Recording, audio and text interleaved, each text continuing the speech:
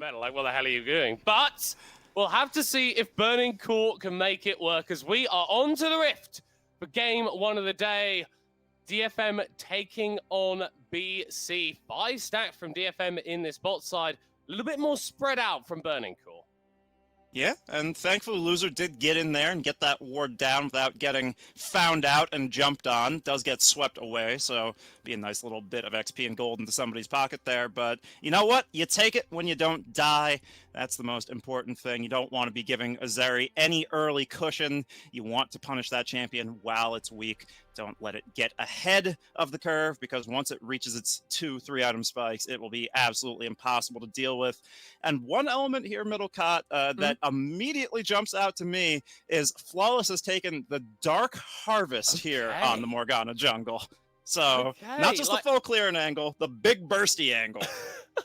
I mean, I think Morgana does actually do a lot more damage than I think people necessarily expect, because she's been built as a support for so long in seasons prior in a jungle, obviously, where the income is maybe a little bit more limited. People underestimate how much damage a Dark Binding and a Tormented Soil can do, but if you're itemizing pretty aggressively, it can just completely shred health bars. Obviously now, with that W, the Tormented Soil, you can do the blue buff and the Grumpers once, as actually Steel doing a little bit of cheeky aggression towards the bottom side of the map. Loser does have the Vash available, but isn't going to burn it. First blood for Utapon. Yeah, and that's just pure cojones coming through from Steel. Knows that gank possibility is open there, and that, you know, with the Glacial Augment instead of the Aftershock, Loser going to be so much less tanky. You come through with that Warrior Trickster, and you just find the angle to beat down on the support. And now that's so much of the early pressure of this Draven Nautilus lane neutralized, and it really gives such a window for Utapon and Harp to secure a successful and fruitful lane state for themselves. But we see some more trading come through in the mid lane. Yeah, fair play to Yaharong. He's been one of our stronger mid laners so far this split and so far this year. Doesn't really like dying. Only done that a few times so far this split. And Dice, a player that I think maybe dies a little bit too much for his own good, is definitely a playmaker for Burning Core in the best of times, but in the worst of times, a little bit of a liability. Yeah, and that can only get accentuated by a champion like Aurelia, right? You almost have this tick when it comes to Aurelia players where I gotta cue the wave. I gotta cue the wave. I gotta jump forward. I gotta be mechanical. And when you're on that sort of edge of your seat, high anxiety state, it can definitely be possible to make a misplay into the likes of Yaharong on this explosive AP assassin. So we should keep our eyes on mid lane as things continue forward. But it is now Flawless, essentially finished with the full clear. Could go for a bottom crab here to round it off, but this is the power that Morgana has. Up 2 camps on Steel's Wukong right now. Yeah, and the onus really is going to be on Utapon to sort of make that kill work for him, because early kills on AD carries are good, but it's only going to get you to your spikes further. Like, Utapon isn't so much stronger than Yuhi right now, as we see a hook coming through from Loser in the bot lane, and Flawless getting a little bit of vision in the enemy jungler. Significant trade in the mid lane from Dice here. He's going to be able to sustain up. Actually, both of these mid laners have a reasonable amount of sustain, and Flawless now potentially anticipating a gank to come through from Steel. Is a level up on the Wukong, secures the Dark Binding and the Tormented Soil, but the damage isn't quite there at this stage of the game. Dice getting the Flawless duet onto Yaharong, may have actually baited himself in, but the Wukong doesn't want to dive forward. Yeah, definitely not. Nice little block coming through with that clone. Otherwise, it might have been a bit of a scary situation for Steel. But Flawless and Dice really just playing for the wave state. They had the level advantage to begin that little stare-off that did occur as Steel forced a flash there.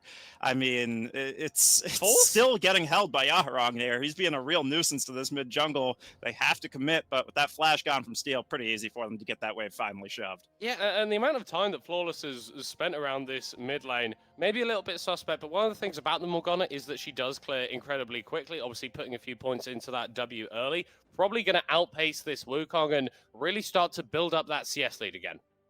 Yeah, definitely so. And what's really great about this Morgana is look at that refillable potion sitting in her inventory. Hasn't touched a stack on it, beginning her second full clear now, starting with this Gromp without having backed once. The sustain is so crazy in that jungle. You can go for a very rich back here and pick up a large amount of impact with the AP you'll be able to invest into. So whether they wait until this first Herald to start duking it out, or they're once again inspired by the changes on 12-14 to start prioritizing these early dragons a little bit more, Flawless definitely going to be packing a wallop once they get there.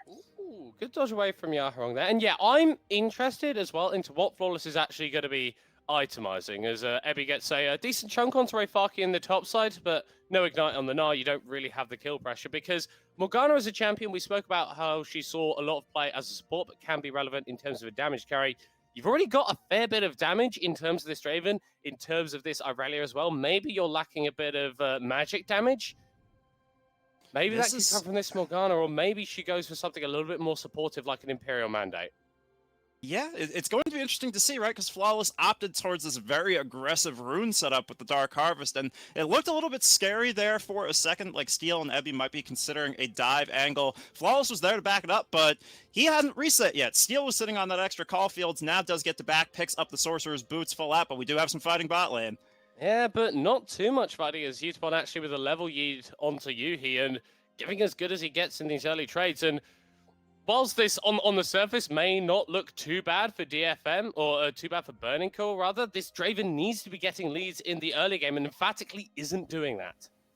Yeah, it is building up those adoration stacks, so we'll have to see when the opportunity to cash in does arrive. Could wait until one of these objective fights. Does have the newer element of the ultimate as well, that passive execute that scales with the adoration stacks, so it's not as punishing now for Dravens to not begin to snowball, you know, from that level 3 mark that we typically want to see them begin to rack up those kills, but you definitely don't want to be getting to like the 10-15 minute mark without getting some gold. Flawless now looking for an aggressive invade angle. This is just what he does. As once again trading in the midland. I don't think we've actually seen a Flawless duet land onto Yaharong. Dice has been very swift at getting those out, but this Arya's finally going to get caught by one. And this is the caster curse come through, middle cut. Of course, man. Flawless I'm now, a little bit more pretty deep in the enemy jungle, maybe looking for a small dive onto Yaharong. The flash ultimate coming through from Dice. Immediately responded to with a flash charm from Yaharong, but now have to do a little bit of a loop around as in the bot lane. Steel was looking to make his presence known, but with Flawless roaming over, level 6 access to those chains on the Morgana is going to be using them already onto the DFM jungler, stun secured into the root, into the damage as well. And this is what we were talking about. The Morgana can chunk you as long as she can make you stand still. Yeah, did tick over to level 6 there, did steal with a little bit of soaked XP from the wave. Not going to look for any sort of play here, though, onto the level 5 members of the opposing bot lane. Just going to let this wave continue to push, reset. And the neutral objective priority hasn't been super high. Rift Herald now on the map. We see Ebby getting some deep vision, maybe trying to take away this red buff himself here. Tricky little Ebby on this dino, going to go and pick up the opposing buff. It's a nice bit of aggressive play here from DFM. And we're seeing what I feel like is maybe a little bit of a switch up, because DFM have been the early game team in the LJL. They play incredibly aggressive. Sometimes they'll force plays that maybe they don't need to. As Rayfaki gonna drop a recall here. Steel and Ebby on their way over. Mission Impossible. Oh no, they found him. Oh no. Oh no, the boar is about to get roasted. There is nowhere for Rayfaki to go. A second kill of the game. This one claimed for Ebby. Yeah, and that was just a really nice bit of vision and information wrangling coming through from DFM. They had just seen Flawless down on the bot side of the map, knows he wants to continue his clear, so Steel has the angle to come up top, and Ebby, knowing that that top side jungle was open, moved to the red buff first, set up the flank angle. Rayfaki sort of sniffed out that it was coming, saw Steel starting to come up the river, but just didn't have enough time to get that back off, and now it'll be parlayed into the Herald take, but this fight not going to be going completely uncontested. Burning Core are here, but Ebby about to hit Mega once again, could come and back this up. Yeah, I think that DFM just have the numbers advantage a little bit quicker than Burning Core have been able to generate. The Glacial Fish are thrown out there just for a little bit of disengages. It's actually Ebby picking up this Rift Herald, so really going to be indexing into this Gnar. Yeah, and it's sort of a feels bad situation for Rayfaki, because this is a top laner's lot in life, right? Was baited with the idea that, oh, maybe I get to play the Aurelia, you know, I get to get the counter pick, and he's going to pick Gnar into me, and I get to body him, and then it's like, well, now the way it works out, we want you to play the Sedge, but speaking of the Aurelia, that is just one dead dice. Yeah, it's a load of damage. The Black Shield coming through, but it is not enough to keep him alive. Flawless is going to claim Burning Kill's first kill of the game as Utapon starting to roam over, takes out Loser with the Ultra Shot Laser and flashes forward onto the Morgana. DFM, they're the early game team. Yeah, that was crazy coming through from Utapon, flashing over the Dark Binding there, showing up in the nick of time like a rider on horseback. Over that wall comes and completely turns the tempo of that fight. Burning Core going to pick up one, but in the end, Detonation FocusMe saying, you can pick all the crazy explosive early game picks you want. We're still going to make it work here in the early as we get another look. And it's Dice just with a little bit of that Aurelia syndrome. Ebby immediately punishing. You queued just a little bit too far forward. The Flawless Duet finds no stun. Yaharong with the charm. Then in the end, that Blade Search is not going to mean very much whatsoever. Loser trying to find the CC chain. Yaharong will fall in the end to the chains, but at that point, Utapon already on their way, going to get that Extendo Beam out, flash the Dark Binding right in on Flawless's face, set up for Ebby, who is absolutely popping off on this Gnar. And now it looks really rough for Burning Core because this bot lane needed to get ahead. It needed to be ahead of the Zeri to get it work. And yeah, Yuhi's got to his Mythic first, but you're 15 CS down, that's a couple waves, and Utapon has 2 kills. So in terms of gold, these AD carries really aren't on parity. If Yuhi can get a decent shutdown and claim those Adoration stacks in the next few minutes, maybe this gold advantage that DFM have built for themselves gets shrunk a little bit, but we're already starting to see what we talked about. DFM getting advantages in the early stages and Burning Core not quite able to keep up. Yeah, and critically, that cull just got finished and sold away for Utapon, very much on the clock in terms of the CS score, coming out a little bit ahead of Yuhi, so does have that Mythic for himself now, ahead of what could be a first Drake fight, be able to last a whole while longer, but that hook just not going to find its mark. And it is interesting that we're talking about the Drake, as Yuhi may have overstepped on the bot lane here. Ooh. Yeah. That was bloody close. But DFM, I'll hold that thought, as they might be looking for a gank here onto Loser. And Yuhi, no, nothing's going to happen. But we said that the way that Burning Core win this game is they make it a little bit crazy in the early game. They really go toe-to-toe with DFM, and they prevent them from sort of playing out their game plan. The fact that there has been so little focus on Drakes when Burning Core have had these higher base numbers in the bot lane, I think makes a lot of sense from DFM. You don't want to be going towards that objective. You don't want to be precipitating these fights when you think they may go badly for you. 3v3 in the bot lane, but Loser is already dead. DFM not going to claim any more from that kill, but it is another pickup for the first place team as Yuhi forced to flash away. That is just an absolute tragedy coming out for Burning Core there. Loser does not have the tankiness here on this Glacial Augment version of the Nautilus and found what looked like an okay engage angle, but the follow-up just was not there. Now Ray Farkey will be the next to fall. No, does skirt past, gets the ultimate out. See if the chase down continues. Looks like he will be able to get under this tier 2 and away to safety, but more fighting. Yeah, as Loser has roamed up here and is getting a catch onto Ebby. The charm is going to land onto Dice, but no further engagements from either side. And DFM, after securing that positive play in the bot lane, are finally going to take a Drake. Yeah, and it just speaks to the lead Detonation FocusMe have built up for themselves here, holding 3 members just with their solo laners up near that red buff, as now Ebby even gets that consolation prize on the exit. Meanwhile, they go and take out that Drake, just controlling both sides of the map at once under no real threat from Burning Core here. And this is that 15-minute mark we were talking about earlier, Middlecott, where if you get to this point and the Draven hasn't done anything yet, it's really going to be rough. We will just get a little replay here of how this kill came through onto Loser. Now, Flawless is here, so Loser's thinking to himself, okay, we have the Morgana, we have the big burst coming out, we can find the CC chain, but when you CC the opposing Braum first, when that's what the target your hook finds is, it's not really going to be a fruitful endeavor for you. It just lasts right through it. The clone eating a lot of the damage there, and then they can just continue with an aggressive play to force the flash out of Yuhi, but now Ray Farkey trying to defend this turret. No, you're going to need to run away at some point. Actually able to clear that wave down decently. But I like that you highlighted that flash at the end because that's kind of Harp's thing. He's been the support in the LJL that has always been willing to push a little bit further and gain that extra advantage. That flash on the Braum, a hell of a lot less valuable than a flash on a Draven. And if Yaharong can start hitting some of these charms, then they're able to punish that. I don't think Loser wanted to hit that hook at all. That would have been a certified hilly hook if that had connected. So thankfully that one doesn't go through, but the mid lane tier 1 cleared up, and now Abby just continuing to be such a nuisance in Ray Farkey's There's nothing face. you can do. Oh, the flash away, the hyper procs. Goes mega right at the end to celebrate a solo kill. And DFM are going to get an engage in the mid lane as well. 3v2, and there is nothing that Yuhi or Loser could do. Double for steal. Yeah, wrap it up, send it home here, middle cut. I mean, that should just be all she wrote. All those adoration stacks going down the toilet. There for Yuhi. It's essentially your last win condition in this game, left out to dry. Flawless, really not finding the impact in these fights that you would hope for with this very aggressive Morgana build, but now Dice looking for the dive. Dive onto Yaharong, but the charm has already come out. The Aurelia has a lot of damage. Flash away trade! 1-for-1 in the bot lane.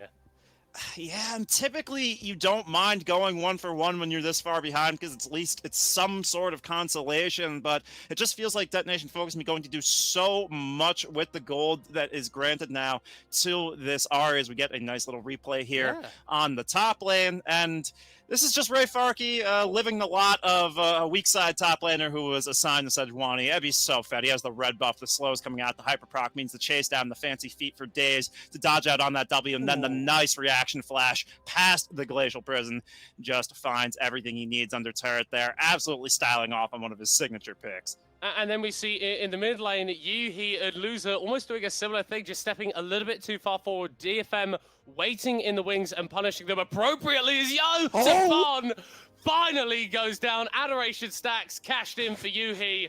Not as much gold as he would have liked, but at least it's something. Burning Core still going to be on the wrong, though. The Black Shield able to buy enough time as Yaharong dips over the wall and gets onto the backline. There is nowhere for the Draven to go except into the fountain. A double kill already secured for Ebby as Ray Farkey actually gets a stun onto Rob and he's able to trade one back. But now the Sejuani is on the run and has absolutely nowhere to go. Another fight for DFM.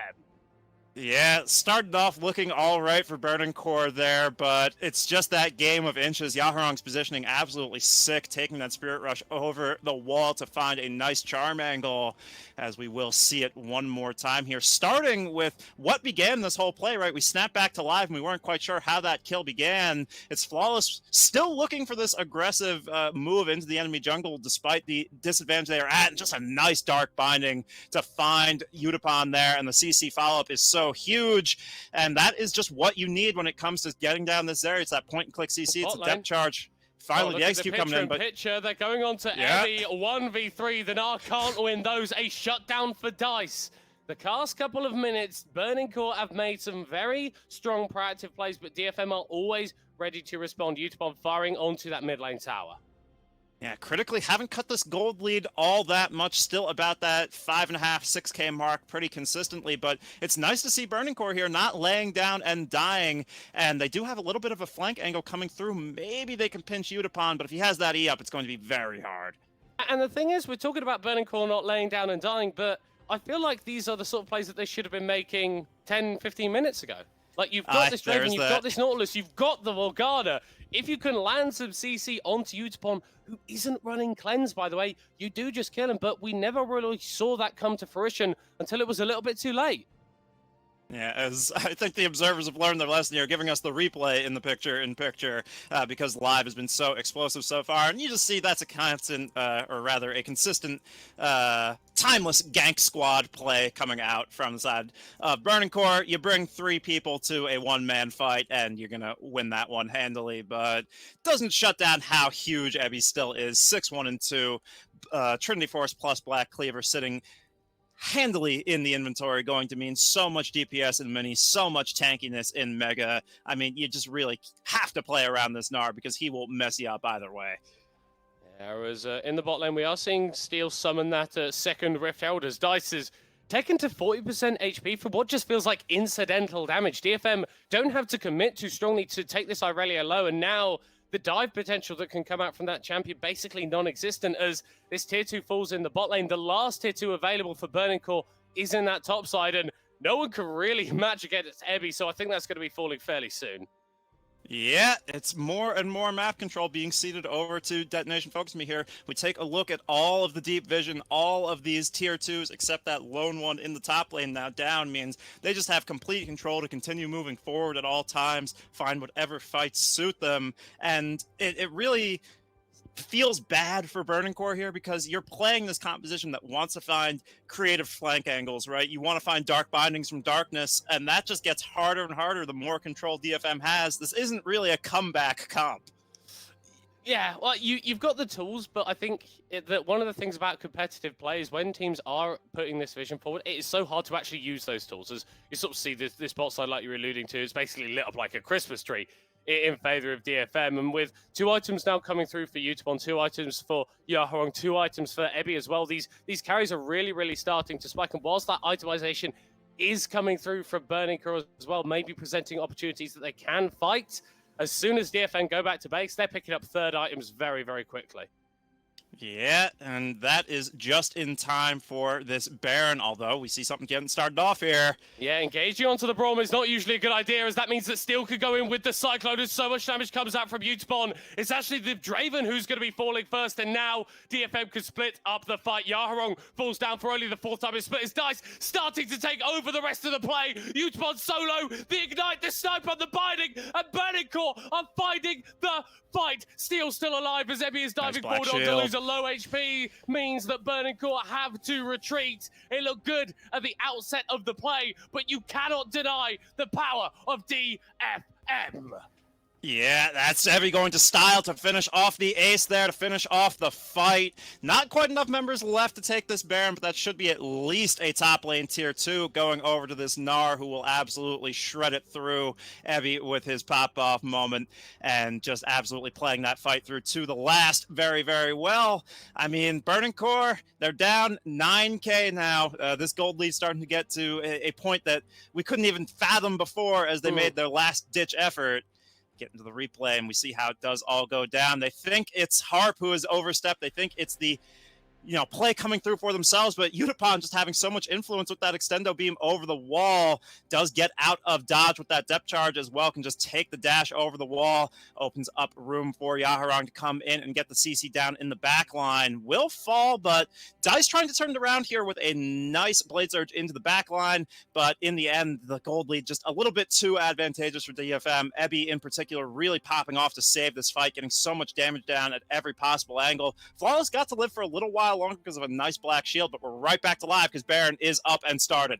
Yeah, but it's going to be turned away from as the fight has already begun. Hookland land onto that Braum, but the damage not being dealt enough, and it's actually a huge ultimate coming through from Emmy, but the Gnar falling down at the start of the play. Utapon, though, full HP, able to free hit that flawless duet, buying a little bit more time for Burning Core as they are going to lose their top laner. Top for top trade as Burning Core are the team in the retreat, but DFM willing to chase further forward. No black shield available for Flawless, and that dark binding not quite landing, or actually secures it onto Utapon, but is still going to be able to dash away. Burning Core on the retreat. Burning Core trying to get away, and do just manage it.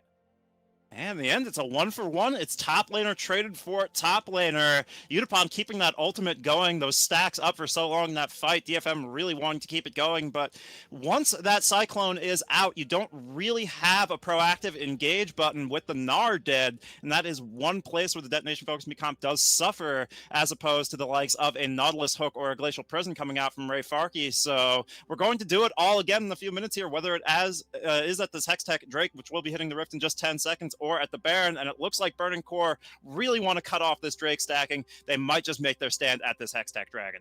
Yeah, they're 9,000 gold down. We've seen how close the fights can be. Harp, once again, going to be the initial target as the hook goes wide. DFM still going in, going out, shaking it all about as now Burning Core are a little bit split. Yuhi isolated on the side, slammed into the wall and taken out as Ray Farkey is going to be chased down as well. Good flawless duet buys a millisecond of time, but it's already 2 dead for Burning Core. It's going to be 3 dead for Burning Core. It's going to be 4 dead for Burning Core, and DFM take the fight. They're going to take the Baron as well.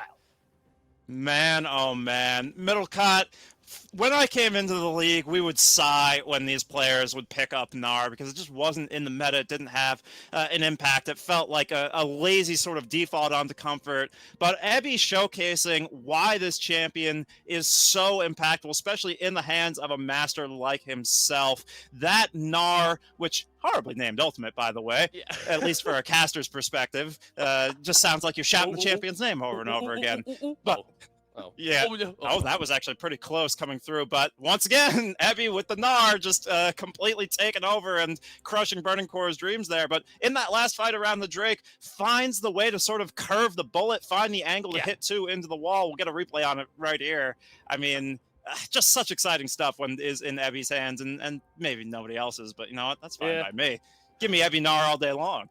Absolutely, mate. And I like the Burning Core word trying to make the play onto this Drake, trying to get him first. But the issue is, look how split they become. You've got 3 people on the top side of this fight. You've got 2 people on the bottom side. And that means that there's no one who can really defend Yuhi. You get the Gnar, you get the ultimate, and you can just chase them down. That's what this DFM composition is so good at doing. Continually applying the concussive blows, dashing over walls, finding these picks. And even when Dice is diving in, fighting huge ultimates, you're not relevant enough on the Irelia to be making these plays. No, absolutely not. And at this point, it gets even more difficult for Burning Core to mount a defense. Easy for DFM to play on multiple lanes here. Abby just going to be a tower turret taking machine. Dice trying to find something on the backside here in bot lane, just trying to get one of these objective bounties, but does create a numbers disadvantage.